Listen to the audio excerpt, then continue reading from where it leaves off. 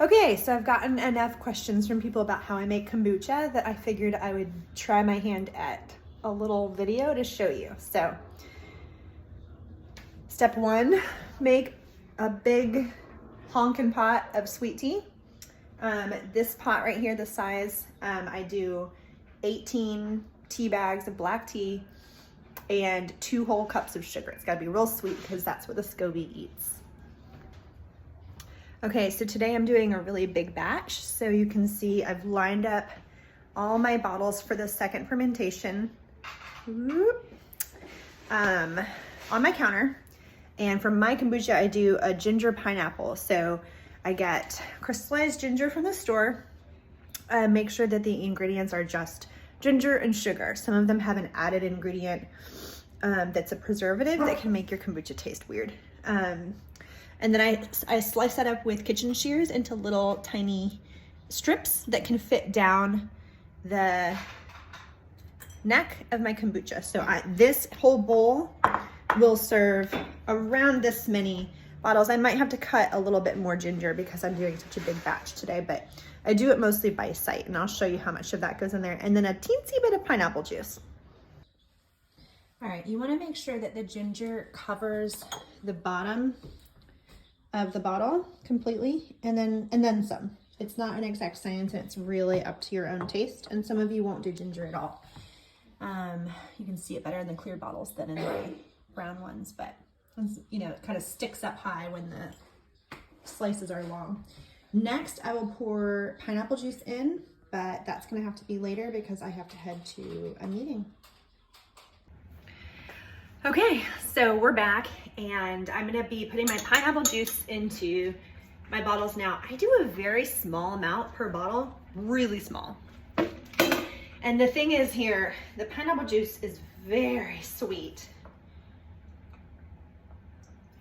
And so it cuts kind of that spiciness from the ginger. So you can see I just put a teensy bit, that's it. That's all I put. I'm gonna do that in each one.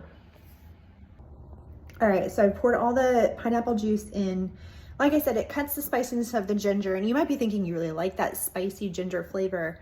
I do too, which is why I do a lot of ginger, but it can also get a little floral if you let it go too long or if there's too much ginger in a weird way. So the pineapple juice just kind of adds that sweetness back in, so it kind of cuts that,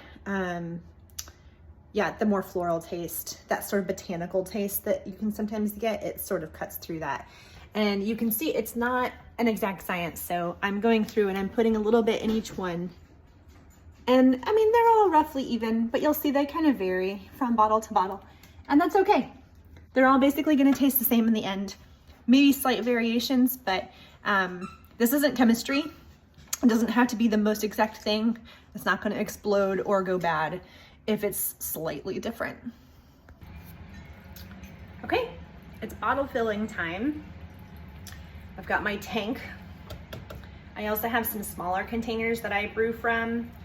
Those allow me to do a little bit more on each brew, and they also allow me to be a little bit more, I can move around with my stuff. So when I go to Florida for a week or two at a time, I can take some of my brew with me because it's more packable than this huge thing.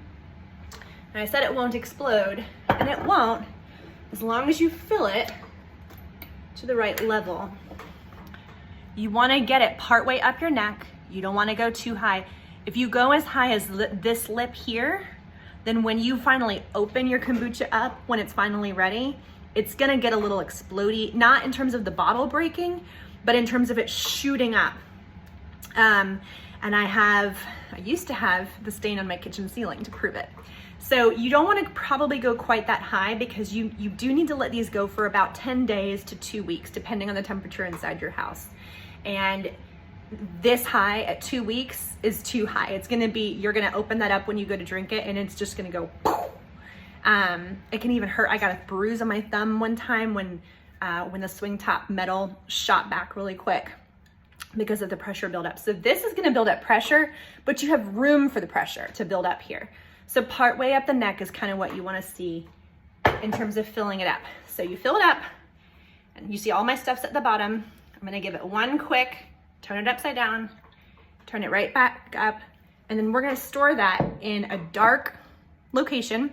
You don't want it to be in direct sunlight because the sunlight can actually kill some of the really yummy, good microbes that are growing in there. We're gonna store it somewhere dark, and I typically let mine go about 2 weeks. And then I put it in the fridge, and then it's ready to drink. Enjoy. You also wanna make sure that if you buy one of these jugs from like Amazon or something, it's typically gonna come with a metal faucet. You wanna trade that out for all plastic parts because the metal can actually interfere with the brew, and it can cause it to go bad. It can also give it a funny flavor.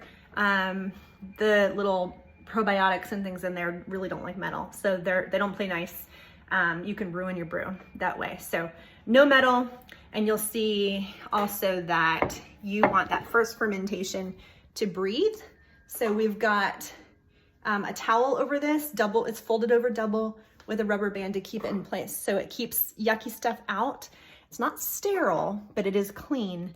And that just allows some of the gases to kind of be released. Whereas on our second fermentation, no gases are released, and that's what causes the fizziness.